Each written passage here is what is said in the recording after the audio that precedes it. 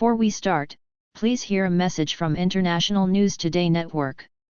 Starting today, for every subscriber, International News Today Network will plant one tree to save our planet. Please help contribute in saving our planet by subscribing to our channel. One subscriber equals one tree. Thanks. Russia's chief negotiator said on Thursday that Moscow was ready to restart peace talks with Ukraine, but had yet to receive a response to its latest proposals, the Interfax news agency reported. Since intermittent talks between the two sides were held in March, including a high-profile meeting of delegations in Istanbul, negotiations between Russia and Ukraine have stalled. Russia's lead negotiator, Vladimir Medinsky, said on Thursday that Kyiv was to blame for the lack of progress, Interfax reported.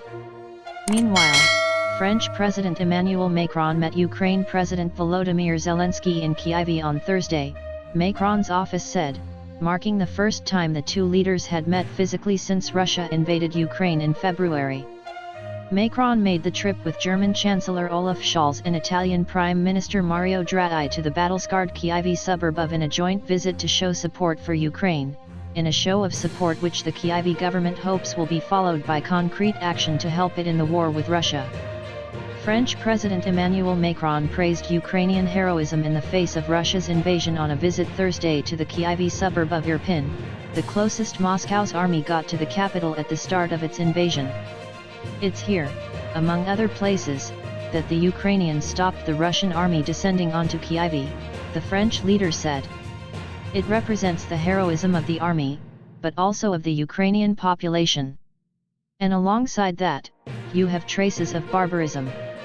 In response to a question on his previous remarks that Russia must not be humiliated, Macron said France has been alongside Ukraine since day one. We stand with the Ukrainians without ambiguity. Ukraine must resist and win, he told journalists. From the start, France and Europe have stood alongside Ukraine and its population by providing military aid and equipment, defensive and then offensive, Macron said.